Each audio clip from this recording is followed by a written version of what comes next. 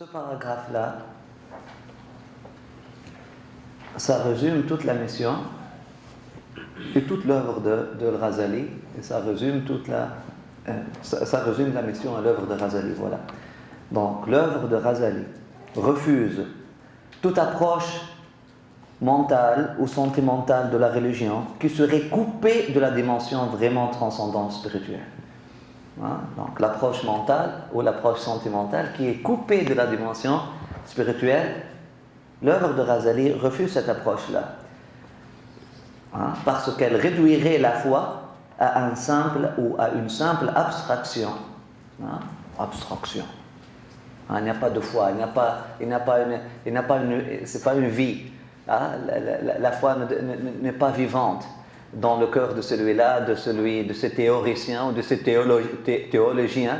C'est vraiment, il pense à Dieu comme si on pense d'un objet. Là, hein? Il se situe à l'extérieur. Et puis voilà, c'est comme ça. Donc c'est une approche rationnelle. Okay? Abstraction ou à un élan émotionnel, juste awataf, émotion, hein, risquant de dériver vers le fondamentalisme et le fanatisme. Voilà. Élan émotionnel lorsque on prend par exemple le verset Kuntum khayra ummatin ukhrijat lin-nas. Vous êtes la meilleure des nations qu'Allah subhanahu wa ta'ala a fait sortir pour l'humanité. Hein? Donc, une approche émotionnelle peut devenir nous sommes la meilleure des nations, on doit être toujours supérieur, on doit être toujours dominant parce que nous sommes la meilleure des nations, nous sommes les plus purs, nous sommes les plus, etc. Ça, c'est une approche, c'est un élan émotionnel qui risque de dériver vers le fondamentalisme et le fanatisme. On trouve ça surtout dans le discours de l'islam politique, ce qu'on appelle l'islam politique, si on peut l'appeler. S'il y a un islam politique, mais ça s'appelle aujourd'hui l'islam politique. Risquant de dériver vers le fondamentalisme et le fanatisme, mais elle évite aussi, l'approche de Ghazali, ou l'œuvre de Ghazali, elle évite aussi le piège d'un discours de la raison, hein, qui chercherait à accaparer la place de l'intelligence en prétendant à la connaissance par le rejet et le déni de tout ce qui la dépasse. Hein, ça, c'est l'approche qu'on appelle l'approche descartiste ou l'approche de la philosophie occidentale moderne. Lorsqu'ils n'ont pas pu vivre ou comprendre, lorsque la raison n'a pas pu comprendre Dieu, donc elle l'a tout simplement dénié. Lorsque la raison ne peut pas comprendre le supernaturel ou le métaphysique, non, il n'y a rien là-bas, il n'y a rien. Donc c'est un piège d'un discours de la raison qui chercherait à accaparer la place de l'intelligence en prétendant à la connaissance par le rejet et le déni de tout ce qui la dépasse. Dans Ghazali, il nous prend de ce qu'on appelle abstraction à ce qu'on appelle expérience.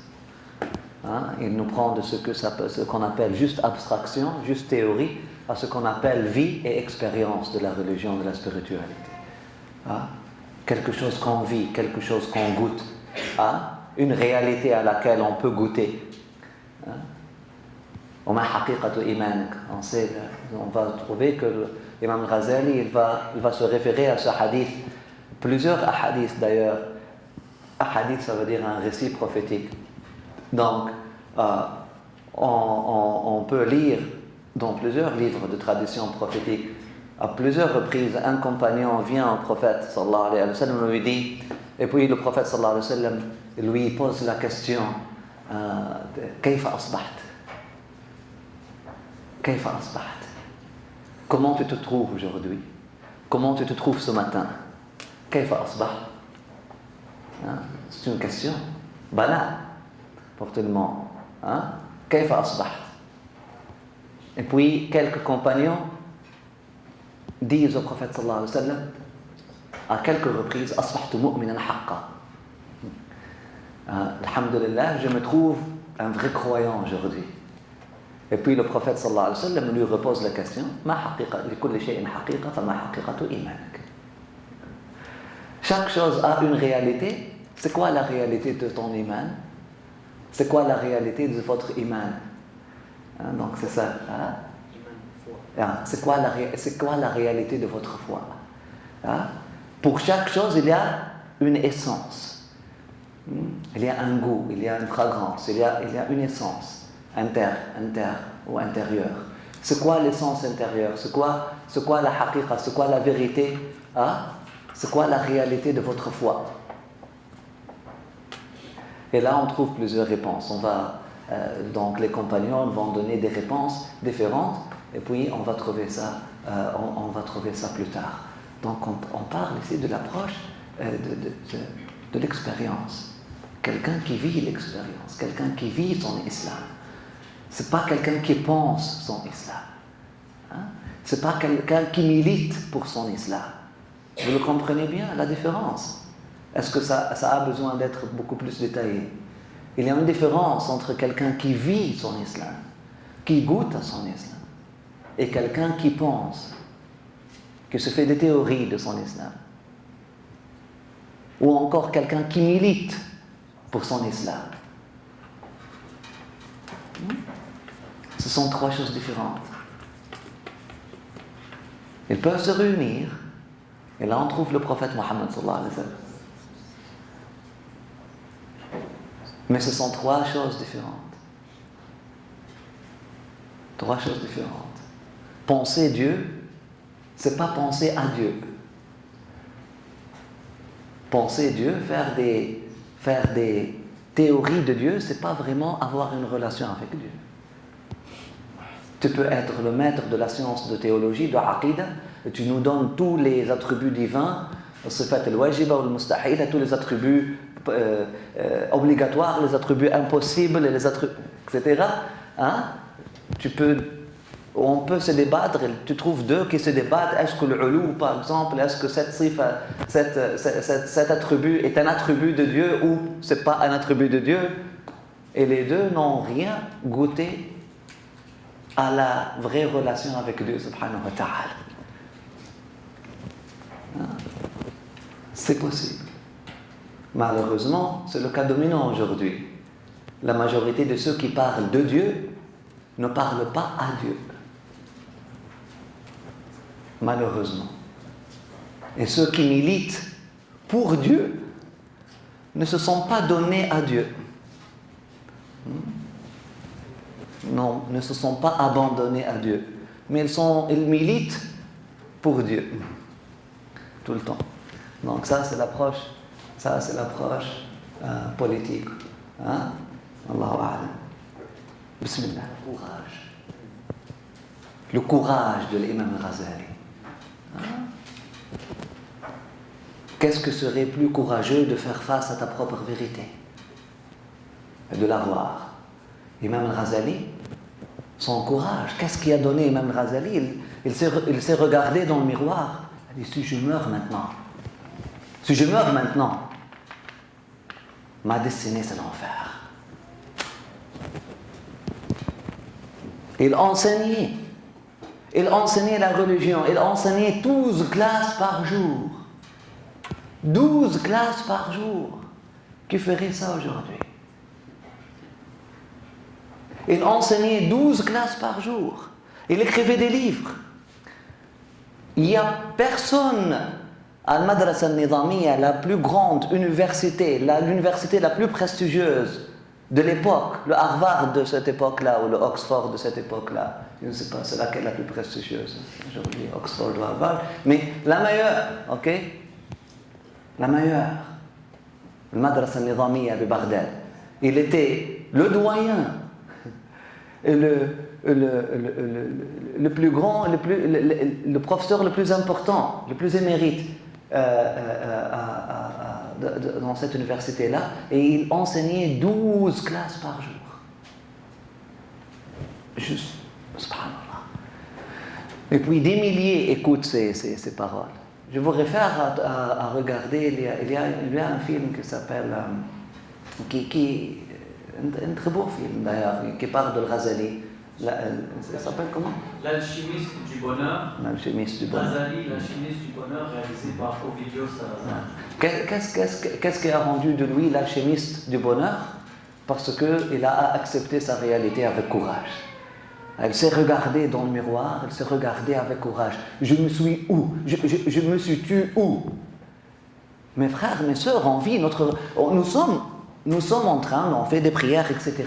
Mais ça te demande un moment de courage. Est-ce que j'ai prié pour du vrai? Est-ce que je me suis prosterné pour du vrai?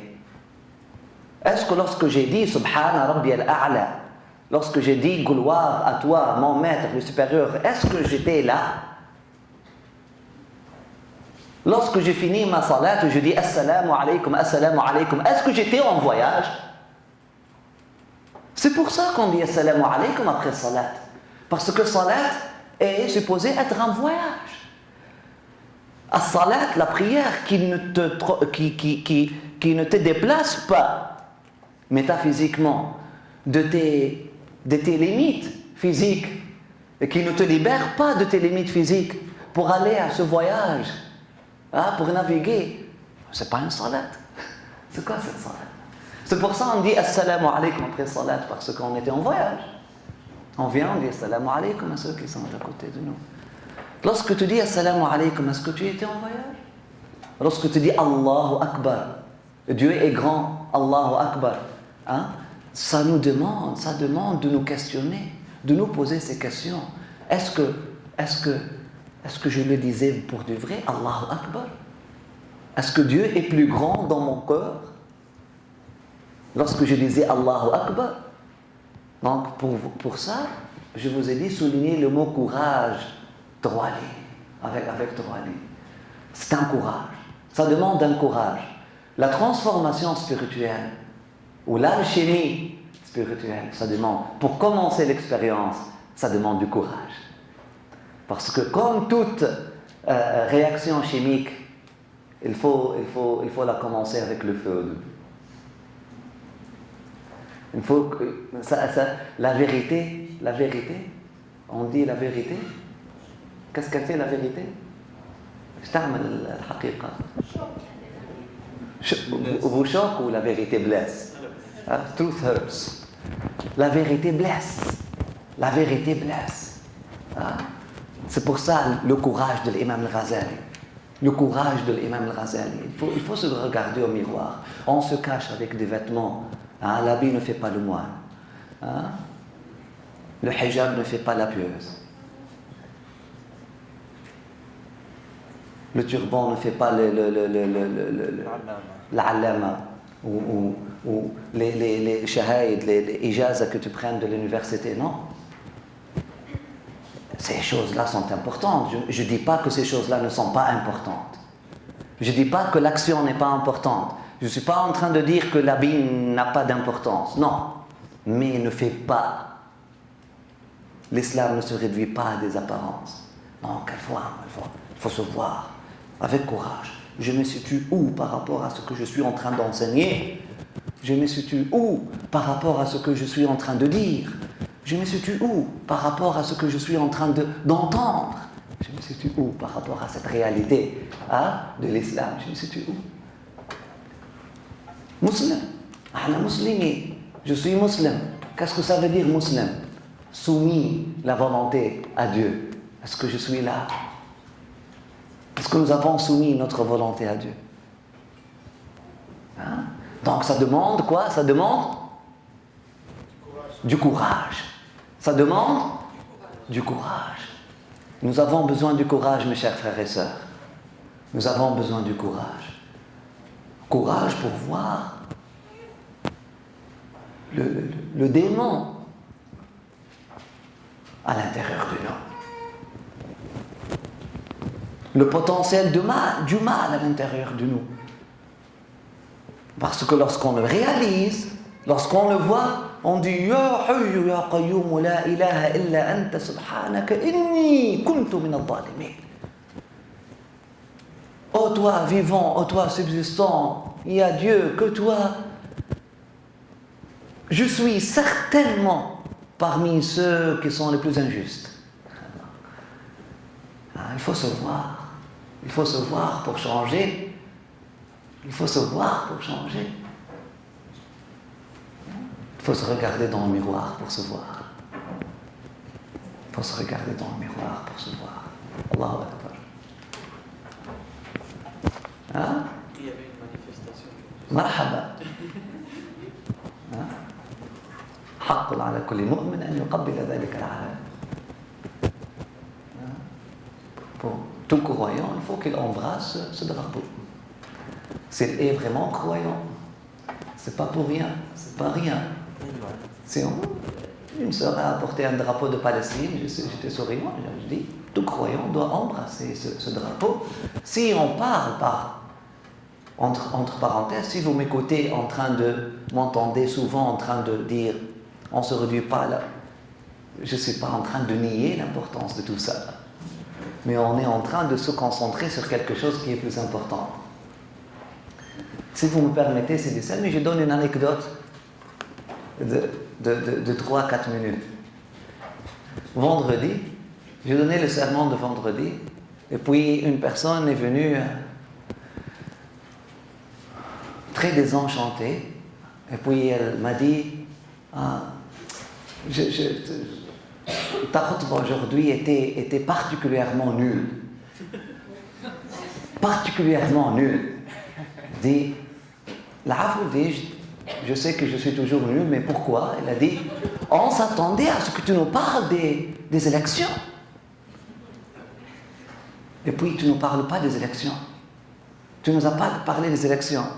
Je leur ai parlé des 3 niveaux de contemplation de la ilaha illallah. Comment la ilaha illallah au début, ça veut dire la ma'bouda illallah, il n'y a pas d'adorer sauf Allah. Après ça, la maqsouda illallah, il n'y a pas un but en dehors d'Allah. Après ça, la mashhouda illallah, il n'y a pas de témoigner en dehors d'Allah. On parlait de tout ça.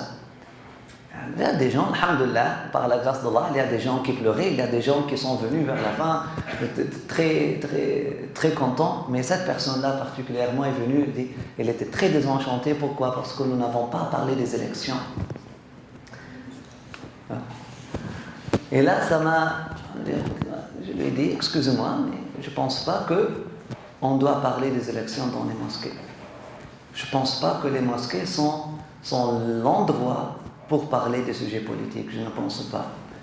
Et là, la logique, la raison, toujours qu'on écoute, le prophète sallallahu alayhi wa sallam préparait ses armées dans les mosquées, le prophète sallallahu alayhi wa sallam faisait ses débats dans les mosquées, le prophète sallallahu alayhi wa sallam. Ok? Mais à cette époque-là, il n'y avait pas des ministères de l'Intérieur, il n'y avait pas un ministère des Affaires étrangères, il n'y avait pas un parlement, il n'y avait pas un Sénat, il n'y avait rien de tout ça. Il y avait juste une communauté, la mosquée, là où il fallait tout faire. Et puis il y avait la personne ou le personnage ou la personnalité du prophète sallallahu alayhi wa sallam. L'élixir qui peut fusionner tout et garantir que la spiritualité est toujours transcendante. Comme Mohammed, après ça, fait ça. Deviens Mohammed, après ça, mélange tout. Mais si tu n'es pas capable.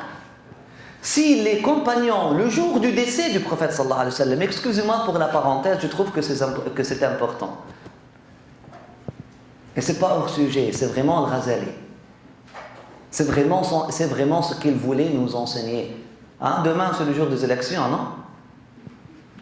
À la mosquée, on parle d'autres types d'élections.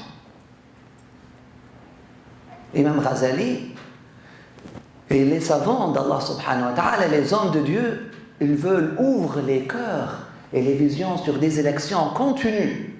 Et personne n'est en train de... مش voter, يترشح. C'est ça. Élire. Non. يترشح أصلاً. Et personne n'est en train de se présenter. Il y a des chaises vides dans le Sénat d'Allah subhanahu wa ta'ala. Il y a des chaises vides. Sois sincère et occupe cette chaise-là. Il y a des chaises vides et personne n'est en train de se présenter pour ces chaises vides. Il y a ce qu'on appelle les élus de Dieu. Et Allah subhanahu wa ta'ala fait élire. Il y a des élections continues dans le ciel, dans le royaume de Dieu. Il y a des élections continues. Veux-tu te présenter?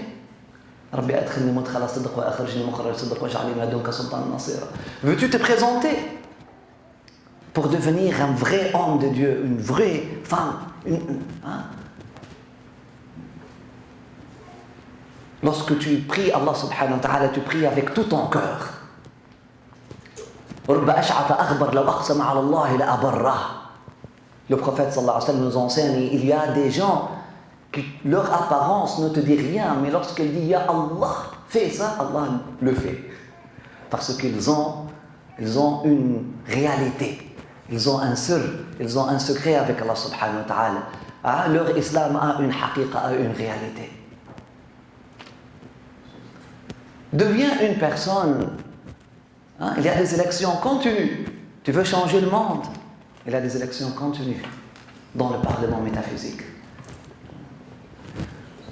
Mais, et encore, je ne nie pas l'importance de s'engager dans la vie politique. Mais il faut s'engager avec la bonne intention et dans le bon forum. La bonne intention, l'ita'arafu, pour se faire connaître. Ça, c'est un forum excellent pour se faire connaître. Ce n'est pas pour faire connaître tes besoins comme communauté de mendiants. Donne-nous ces droits. Accommodez-nous. Nous avons besoin de ci. Nous avons besoin de ça. Accommodez-nous. Nous sommes très pauvres. Non. Ce n'est pas pour faire valoir tes droits ou tes besoins, mais pour te faire connaître. Comme Sadiq Amin. Pour te faire connaître comme héritier du sincère, l'Amin et l'honnête, l'ita'arafu. Nous devons nous engager dans tous les forums, le forum économique, le forum social, le forum politique, pour se faire connaître, pour faire connaître nos valeurs. Pas pour demander des choses, pour faire connaître notre héritage, notre sincérité, notre honnêteté. Et là, les cœurs vont voter pour toi. Les cœurs vont voter pour toi. Comme ça s'est passé un jour en Indonésie, en Malaisie, lorsque des gens d'une minorité, les musulmans étaient minorité des minorités. 10 personnes, 9 personnes ont quitté Hadramaut pour aller en Indonésie. Toute l'Indonésie est devenue musulmane. Indonésie, Malaisie, Singapour. 9 personnes. Parce que ils ont fait le commerce. Ils n'ont rien fait. Ils étaient ulama, ils étaient des savants, mais ils ne se sont pas allés. Vous êtes en train d'adorer les pierres et les arbres, adorer Dieu le unique. Non. Ils n'ont rien dit de tout ça. Ils se sont engagés dans le forum économique et ils ont fait connaître leurs valeurs. Sincères et honnêtes. Sincères et honnêtes. Jusqu'à ce que les gens de l'Indonésie ont commencé Sadiqoun al-Umana, les sincères, les honnêtes, comme le prophète sallallahu alayhi wa sallam était connu à Sadiq al-Amin. C'est pour ça que le cœur de Abu Bakr al-Siddiq a voté pour le prophète Mohammed sallallahu alayhi wa sallam, parce que le prophète sallallahu alayhi wa sallam a fait valoir ses valeurs, a fait connaître ses valeurs avant même de prêcher quoi que ce soit. Il faut s'engager dans le forum politique. Si on veut être des gens, lorsqu'on fait des promesses, on est à la hauteur de ces promesses-là. Mais si on va s'engager dans le jeu de mensonges, on joue à la... On ne va pas jouer. On ne va pas jouer. Pourquoi la mosquée n'est pas le forum pour débattre des questions politiques? Aujourd'hui, le jour du décès du prophète sallallahu alayhi wa sallam, la première discussion de nature politique s'est passée où? Saqifat Bani Sa'ida. Les compagnons n'ont pas pu la faire dans la mosquée. Certes, ils auraient pu la faire dans la mosquée. Pourquoi ils ne l'ont pas fait dans la mosquée? Parce qu'ils ne se sont pas sentis à la hauteur de débattre des choses mondaine dans un endroit sacré. Le prophète sallallahu alayhi wa sallam, tout était sacré pour lui.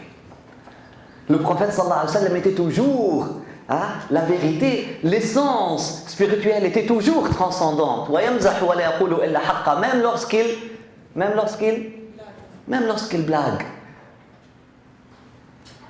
La spiritualité transcendait dans son discours. Allahu Akbar. Même lorsqu'il parle avec ses épouses. Sallallahu alayhi wa sallam. On n'est pas lui, nous. Si Abu Bakr al-Siddiq, Omar al-Farouq, Uthman al-Nourayn, radhiyallahu anhum ajma'in, ne se sont pas sentis à la hauteur de discuter des affaires politiques dans la mosquée, qui sommes-nous? Et là, on laisse le Parlement. Pourquoi? Il y a le Parlement, il y a plusieurs forums pour débattre la politique. On ne peut pas avoir une demi-heure par semaine pour parler de la spiritualité, Rasulullah. On ne peut pas garder, et même cette demi-heure-là, il faut que tu parles, il faut que tu encourages les gens pour sortir, faire les élections. Allahu Akbar. Si moi je leur parle des élections ailleurs, les médias leur parlent des élections, qui leur parle de Dieu? Qui leur parle d'Allah? Qui leur parle de leur vérité? Qui leur parle du sujet important? Là, j'ai senti le besoin d'adresser parce que tout le monde aujourd'hui, subhanallah. Et puis, une personne est venue le samedi, m'a dit, dans toutes les mosquées de Ottawa, à part ta khutbah, tout le monde parlait des élections. Tout le monde parlait. Il faut sortir, il faut s'engager, il faut changer le monde. Allahu Akbar. Oui, mais pas là-bas. Je ne dis pas non, mais pas dans la mosquée, pas sur le minbar. Créer des centres communautaires, créer des cercles de discussion, des cercles politiques. Ok, tu veux la faire dans la mosquée parce que nous ne sommes pas assez riches, nous n'avons pas bien pensé dès le début. Et nous avons juste construit des mosquées pour faire la compétition entre nos mosquées. Et nous n'avons pas pensé à créer des centres éducatifs. Allah Ghalib, c'est une erreur du passé maintenant. Ok, choisissez un autre jour que le vendredi ou une autre heure que l'heure de Khutbat al-Jumu'ah. Fais quelque chose, tu l'annonces un mois à l'avance, un samedi ou un dimanche, et inviter les gens, dit on va débattre maintenant Hamla Tawa'awiyya Siyasiyya. Une campagne, pas électorale, une campagne Tawa'awiyya, éducative, de la vie politique, par exemple, ou des besoins sociaux, etc. Nous avons besoin des sujets comme ça. Nous avons besoin que ces sujets-là soient débattus. Et on peut le faire dans la mosquée si nous n'avons pas d'autres espaces, malheureusement. Mais en dehors, Wallahu a'lam, en dehors de la prière de vendredi. Wallahu a'lam. Wallahu a'lam. Oui, bismillah. C'est pas suffisant de connaître quelque chose. Est-ce que tu es certain? La certitude dans la connaissance. Tu dis la ilaha illallah. Tu sais qu'il n'y a pas d'autre divinité à l'extérieur de Dieu. Tu le sais. Le niveau de ta certitude est où? Le niveau de ta certitude est où? L'autre compagnon, lorsqu'on revient à la question du prophète sallallahu alayhi wa sallam, lorsqu'il a demandé à ce compagnon ma haqiqatu imanik, elle est où? Ta foi, elle se situe où? Il a dit asbahtu ka'anni ara arsha rabbi bariza. C'est comme si je vois le trône d'Allah subhanahu wa ta'ala devant moi. Et c'est comme si j'écoute la voix des gens de l'enfer. Et c'est comme si je suis en train d'écouter les murmures des gens du paradis. La certitude. Là, tu vois l'annonce, il y a une classe, la science des cœurs, tu entends parler de ton ami, ou une personne. Il y a une classe qui s'appelle la science du cœur qui se passe à l'UQAM chaque dimanche à 3h. Ça, c'est un niveau de connaissance. Mais est-ce que c'est de la certitude? Ça peut être dénié, non? Ça peut être dénié. Là, maintenant, un ami proche ou une amie proche, quelqu'un qui t'a jamais menti, vient te dire, mon frère, ma soeur, il y a une classe qui se donne à l'UQAM à chaque dimanche qui s'appelle la science du cœur. Là, le niveau de connaissance est, on parle de la même information, mais là, ta certitude est plus élevée. Mais est-ce que ça peut être dénié? Oui. Maintenant, tu viens, et là, tu es à la porte de l'UQAM, salam alaikum, et tu vois les posters. Posters? Les affiches, excusez-moi, de l'anglicisme. Ok. Et tu vois les affiches partout qui parlent de... subhanallah. Là, tu as ce qu'on appelle ilm yaqin. Tu as une connaissance assez certaine. Mais il y a des gens, pour eux, ce n'est pas encore suffisant. Là, il va marcher. Il arrive à la porte. Il voit un groupe. Et puis quelqu'un qui est en train de bouger, etc., bouger ses mains, etc., avec un chapeau rouge. Voilà, c'est ce monsieur-là qui donne. Là, c'est un niveau très certain. C'est un niveau de certitude assez élevé de la connaissance, mais ce n'est pas 100%. Là, maintenant, il dit Bismillah, il ouvre la porte, il rentre avec humilité, et puis il prend une chaise. Après avoir élaboré les meilleures intentions, après avoir fait le dua Rabbi adkhilni mudkhala sidqin wa akhrijni mukhraja sidqin waj'alni min ladunka sultanan nasira. Oh Allah, fais-moi sincère dans cette quête de savoir et fais en sorte que ce cercle-là soit pour ton amour et pour ton visage seul. Et là, il prend sa chaise et là, il commence à écouter ce monsieur-là qui est en train de parler. On parle bien du livre, il le touche. Il touche le livre, là, khalas. Il touche le livre, il fait tourner les pages. C'est vrai, c'est le livre de la vérification des sciences religieuses. Là, il est en train d'écouter le professeur, il est en train d'écouter. Là, c'est un niveau de certitude. On appelle ça quoi? Haqq al-yaqin. Donc, il y a ilm al-yaqin, ayn al-yaqin, haqq al-yaqin. Allahu Akbar. La certitude. Il y a des niveaux dans la certitude. Donc, chercher la certitude dans quoi? Dans la connaissance. Ne pas se contenter de ne pas se contenter de l'information. Plusieurs parmi nous avons de l'information à propos de l'akhirah. Nous avons de l'information à propos de l'au-delà. Nous avons de l'information à propos de Dieu. Nous avons de l'information à propos du prophète sallallahu alayhi wa sallam. Nous avons de l'information à propos de ci, à propos de ça. Mais est-ce que nous avons de l'expérience?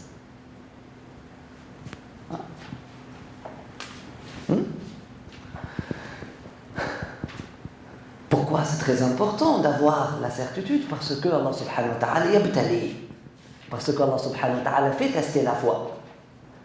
Et là, juste la foi qui est bien ancrée dans la certitude peut résister aux tempêtes du doute, peut résister aux tempêtes etc. Trials, des tests. Seule la connaissance qui est bien ancrée, qui est bien enracinée dans le terrain de la certitude. Shajara tayyiba asluha thabit. Un bon arbre, un arbre vivant, qui est bien enraciné. Seul cet arbre de iman, seul cet arbre de foi peut continuer à travers les tempêtes. Mais si ton iman, excusez-moi, c'est comme une bouteille vide, okay? Tu la places comme ça. S'il fait beau, ok, elle est là. The slightest breeze. La plus faible brise. La plus faible brise. Et tu trouves la bouteille.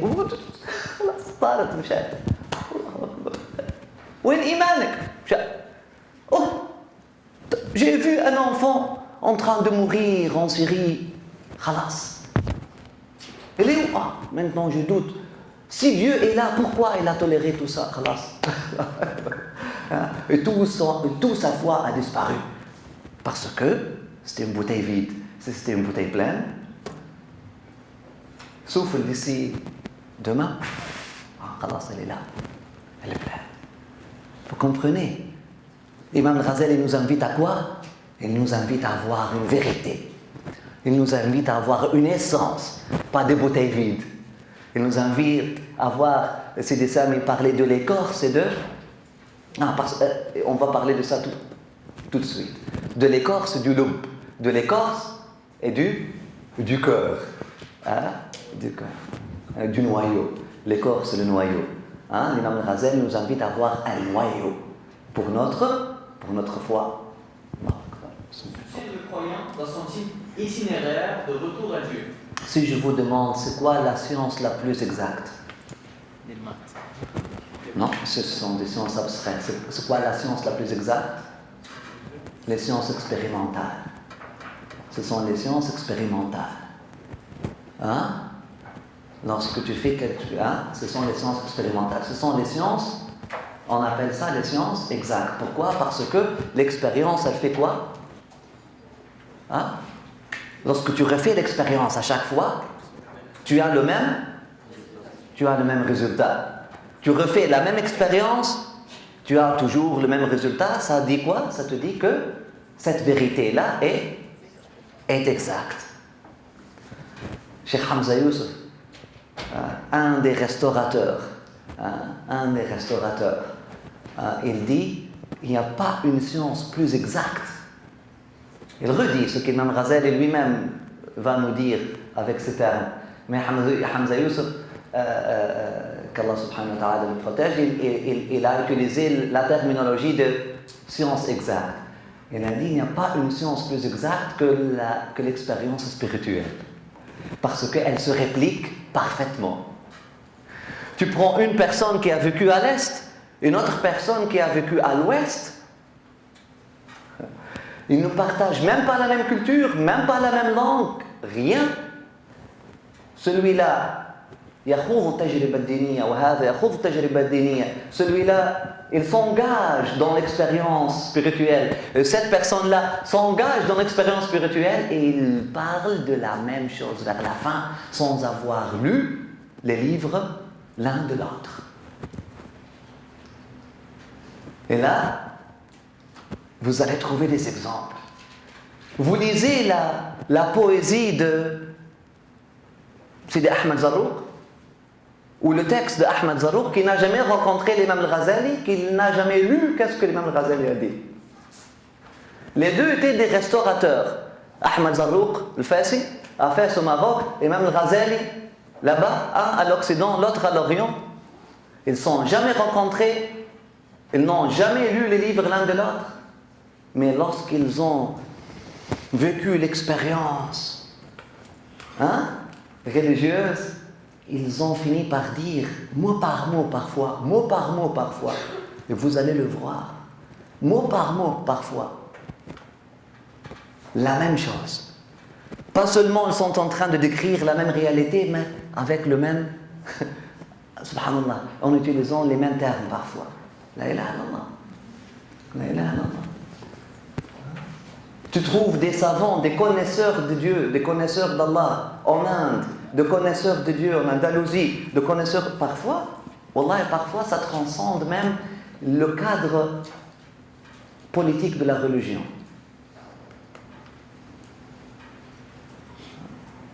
Ça déborde maintenant. Tu lis quelqu'un qui a vécu l'expérience divine dans la tradition chrétienne, ou dans la tradition juive, ou dans la tradition bouddhiste, mais qui a vécu vraiment l'expérience. Qui cherchait pour vrai Dieu. Il cherchait Dieu pour vrai. Il ne s'est pas contenté à parler de Dieu. Il a voulu vraiment s'engager à un discours avec Dieu. Mais en partant de ce qu'il a entre ses mains. En partant de ce qu'il a entre ses mains. Il trouve l'islam au fond du christianisme, il trouve l'islam au fond du judaïsme, il trouve l'islam au fond du bouddhisme, c'est-à-dire il trouve la vraie soumission à Allah subhanahu wa ta'ala au fond de ces traditions-là, parce que toutes ces traditions-là Tu peux trouver l'islam là-dedans. Tu peux trouver la soumission à Allah subhanahu wa ta'ala là-dedans. On parle de la tradition, de vivre l'expérience. On n'est pas en train de parler des lois, etc. Ces choses-là, mais on parle. S'engager, parce que tout vient des prophètes. Et tous les prophètes sont venus avec le même message. Aller à l'essence, aller au cœur de chaque religion, on se rencontre, tout le monde. Subhanallah. Mère Teresa dit des choses parce qu'elle a vécu l'expérience spirituelle dans la tradition, dans sa tradition à elle. Subhanallah. Je lis qu'est-ce que Rabi al-Adawiya a dit. La ilaha illallah. Ça se rapproche, on dirait qu'elle copiait sur Rabi al-Adawiya. Oui, Rabi al-Hassan de Bagdad, qui a commencé d'une tradition islamique. Mais, subhanallah, on parle de lorsqu'on s'engage dans l'expérience religieuse, là on dépasse tout. Là on dépasse tout.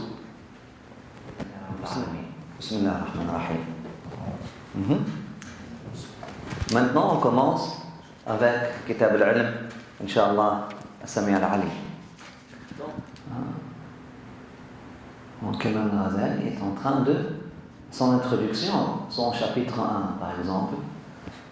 Elle peut être le chapitre 1, on va voir, il est en train de citer le même verset, les mêmes traditions prophétiques, les mêmes traditions de compagnons que tout autre savant, tout autre écrivain pourrait citer. Si tu donnerais à quelqu'un qui a 15 ans aujourd'hui d'aller sur Google et puis de faire un extrait des textes islamiques, de traditions islamiques qui nous parlent de savoir, il va nous donner ces mêmes textes-là.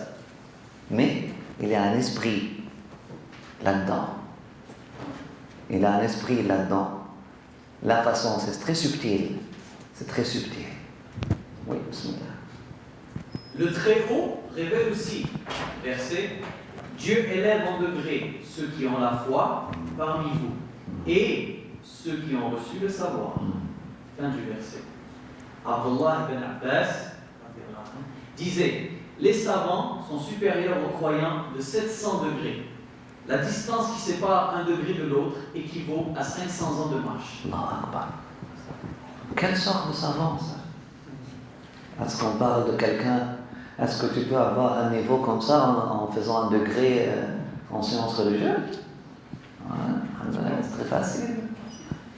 Hein? Là, tu te commences à questionner. On parle de cette noblesse. On parle de cet honneur. Pour qui? Pour quelqu'un qui a juste mémorisé la lettre du Coran? Pour quelqu'un qui a juste mémorisé la lettre du hadith? Pour quelqu'un qui a étudié ilm al-usul, ilm al-furu' ou ilm al-qawa'id al-fiqhiyya? Pour quelqu'un qui a eu des degrés, tout simplement? C'est suffisant pour aller prendre une classe, prendre des notes, les mémoriser, après ça, les donner au professeur, avoir un A+, ou quelque chose comme ça, pour avoir la ilaha illallah. Pour être élevé si haut que la distance entre toi et le savant, qui est juste après toi et 500 ans, année-lumière du savoir, pas année-lumière de la ilaha illallah. Agib. Non, c'est pas ça. Donc on parle, si l'honneur est comme ça, on parle d'un autre type de savoir. Dans le Coran, on peut voir. Excusez-moi, Allahu Akbar. Dans le Coran, parce que le hadith là, Dieu élève en degré ceux qui ont la foi parmi vous et ceux qui ont reçu le savoir. Qui peut me dire dans quel contexte ce verset-là a été révélé? يا أيها الذين آمنوا إذا قيل لكم تفسحوا في المجلس وفي المجالس فافسحوا وإذا قيل لكم انشزوا فانشزوا يرفع الله الذين آمنوا منكم والذين أوتوا العلم درجات. Mais dans quel contexte? Là, ça fait partie des majalis du prophète. Donc, le verset, il parle du majlis, il parle de la compagnie du prophète sallallahu alayhi wa sallam. Et puis le verset dit, ô vous croyants, lorsqu'on vous dit de faire de l'espace pour quelqu'un qui rentre, faites de l'espace. Et si on vous dit de vous lever et laisser votre place pour quelqu'un d'autre, levez-vous et laissez votre place à quelqu'un d'autre et allez, asseyez-vous plus loin ou dans un autre coin. Parce que Allah subhanahu wa ta'ala élève en degré ceux qui ont la foi parmi vous et ceux qui ont reçu le savoir. Ok? Mais dans quel contexte? Sabab al-nuzul. Qui peut me dire sabab al-nuzul? Et ça parle de qui? Qui sont? Allah subhanahu wa ta'ala le réfère particulièrement à qui? Ici, ceux qui ont la foi parmi vous et ceux qui ont reçu le savoir. Qui peut me le dire? La baik. Les convertis et ceux qui sont nés à l'islam.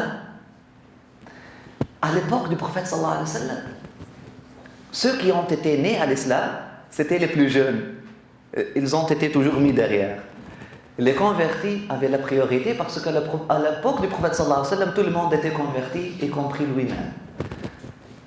Pas ça. Une autre affaire. Bismillah.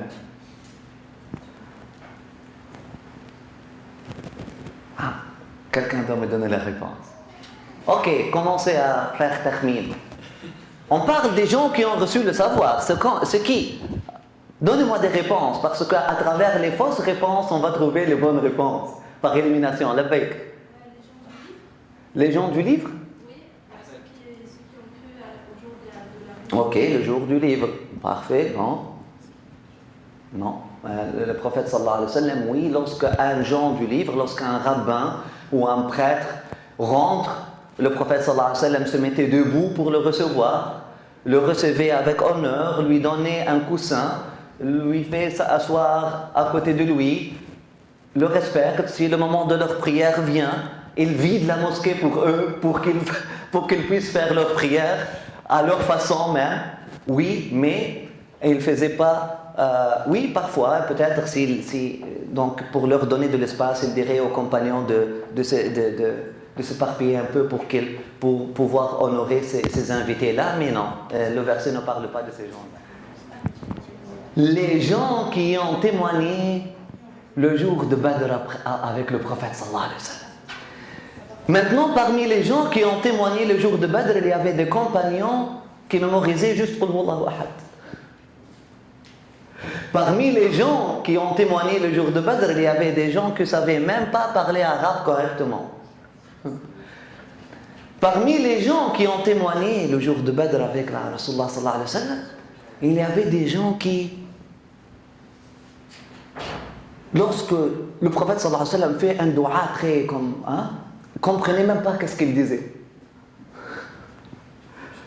Le jour de Badr, c'est la première grande bataille de l'islam, où les musulmans se sont défendus.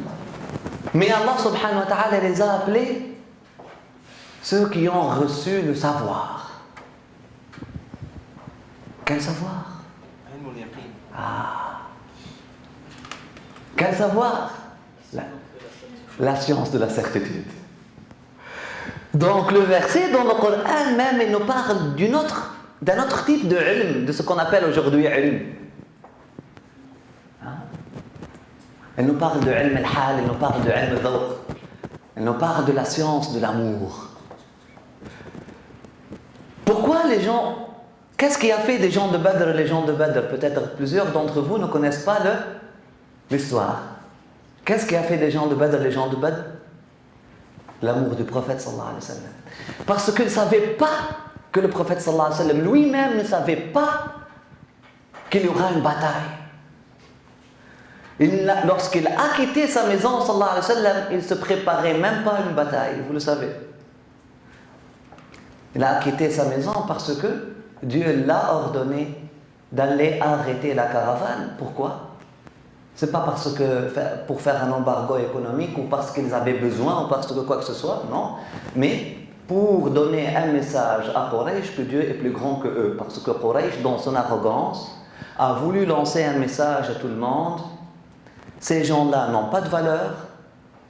On va nous avons vendu leur maison, nous avons vendu leurs femmes comme esclaves, nous avons vendu leurs filles comme esclaves, nous avons pris leur argent, et pire que ça, nous avons passé juste à côté de eux, et puis ils ne vont pas pouvoir faire quoi que ce soit parce qu'ils sont faibles et minoritaires. Et là, Allah subhanahu wa ta'ala a voulu yuhaqq al-haqq, a voulu donner un message: Dieu est plus grand que votre puissance et Dieu est plus grand que votre faiblesse. Et Dieu est plus grand que la faiblesse de ces croyants, hein? Et Dieu est plus grand que la puissance de ces gens-là. Dieu est plus grand que tout le contexte. Et Dieu est plus grand que le contexte. Le prophète sallallahu alayhi wa sallam a dit, il ne s'attendait même pas à une bataille, il est sorti. Combien de cheval? 2. Hein? Non, 0. Un cheval. Le Maqdad. Un chevalier. Ok? Un seul chevalier. Bon, le prophète sallallahu alayhi wa sallam a appelé combien de personnes? Il a appelé 17 personnes. Dans une autre narration, 27. Dans une autre narration, le plus grand nombre qu'on trouve, 70. Le prophète sallallahu alayhi wa sallam a appelé un petit groupe de qui? Muhajirin. De qui? Des immigrés. Les gens de Mecca. Il n'a pas appelé une seule personne de... Pourquoi il n'a pas appelé une seule personne de Médine? Parce qu'il y a un pacte. Parce que le prophète sallallahu alayhi wa sallam était à Médine. Grâce à quoi? À un traité. Grâce à un pacte. On appelle ça Bay'atul Aqaba, le pacte de Al-Aqaba. On l'appelle aussi Bay'atul Nisa, le pacte des femmes. Pourquoi? Parce qu'il y avait des femmes qui étaient présentes à ce pacte-là. C'est quoi ce pacte-là? Ce pacte-là qui a été signé à la Mecque, à Mina, durant les jours de Hajj, entre le prophète sallallahu alayhi wa sallam et 70 personnes venues de Médine. Ce pacte-là disait clairement qu'on va vous protéger dans nos maisons. Si tu es parmi nous, on va vous protéger avec ce qu'on protège nos femmes et nos enfants. Mais on ne va pas sortir avec toi, combattre quoi que ce soit à l'extérieur des frontières de Médine. Oui. Le prophète sallallahu alayhi wa sallam sortait. Ne disait pas qu'est-ce qu'il allait faire. Il sortait. Les jeunes de Médine le suivaient. Rentrez chez vous? Non, on est avec vous. Comment tu sors de Médine, on ne sort pas avec toi? Est-ce que tu nous quittes? Non, je ne vous quitte pas, je veux rentrer vers la fin de la journée. Non, on vient avec vous. C'est quoi cette science qu'il avait? Il maîtrisait quelle science? L'amour. Il maîtrisait la science de l'amour du prophète sallallahu alayhi wa sallam. Ils étaient attachés au prophète sallallahu alayhi wa sallam. Oui, on sait. Ils sont venus avec lui. يرفع الله الذين آمنوا الذين أوتوا العلم علم المحبة, la science de l'amour, darajat.